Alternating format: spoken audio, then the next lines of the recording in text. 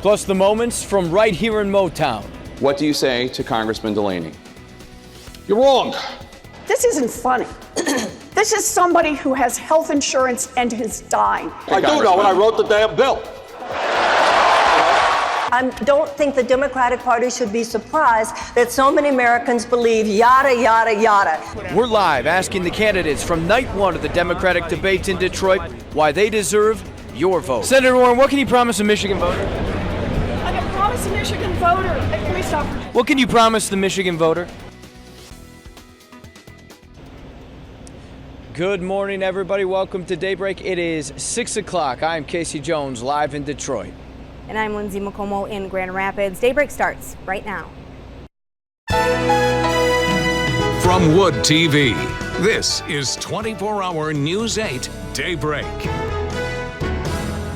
Welcome to Daybreak on this Wednesday morning. I'm Lindsay McComo. Casey Jones anchoring our team coverage of the Democratic debates live in Detroit this morning. And Casey, some moments in last night's debate that have Democratic voters really eager to see what night two will bring. Yeah, Lindsay, night one kind of proved to be a little bit of what we had anticipated and expected. Some of these candidates taking shots at policy, trying to get their voices heard. You got a sense that some of them feel like their time on stage may be running out if they don't get their voices heard. And one of the things we expected some of the candidates to touch on was Michigan and some policy issues here. Things like clean water, our Great Lakes, immigration, things like that. But really that wasn't a heavy hit topic, the state of Michigan. So coming up later this morning on Daybreak in just a few minutes, we went into the spin room. We took those questions to the candidates. We'll tell you what they had to say. You'll hear some of their answers when we asked them, what promise can you make Michigan voters? We'll get to that in just a bit. But of course, we do want to start with your West Michigan forecast. And for that, we turn to Storm Team 8 meteorologist Ellen Baca. Good morning, Ellen. The debate being here in Michigan, it didn't really seem like the candidates were focusing too much on our state, but you had a chance to ask them about Michigan while you were in the spin room.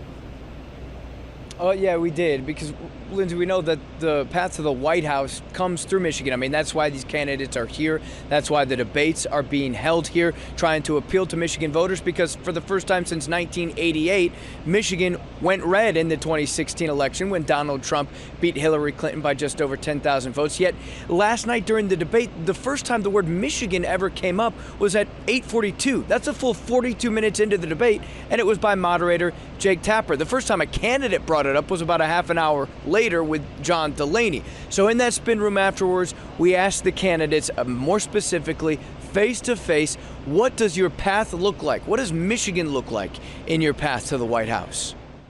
Well, Lindsay, there is some benefit, I guess, in going second. You get to see what worked in round one and what didn't work in night number one. And what was very noticeable up on stage last night inside of the Fox Theater was the emphasis and the importance that these candidates were putting on Michigan and directly on the issues that all of us face. Well, now that the second round of debates are done with here in Detroit, it's time to move forward, take a look at what's next. And the shape of this race is going to change very dramatically, very quickly. Our political reporter, Rick Albin, takes a look. And the Michigan Republican Party responding once again in a statement this morning to some of the proposals that the Democrats brought up on stage last night. They said in part in a statement that Medicaid for all would ban the employer-based health care generations of Michigan workers have fought for. And the new Green Deal would obliterate our state's economy and destroy Michigan's middle class. Michiganders simply can't afford a Democrat in the White House. And President Trump also chiming in during the debate. He said that he would be watching, and he said in part in two tweets that no one on stage would make or keep America great, and that we need to keep growing stronger together. Coming up later this morning at 5:30, we're going to take a closer look at who was the target on stage and how the former Vice President Joe Biden responded to the attacks by everybody else. Lindsay?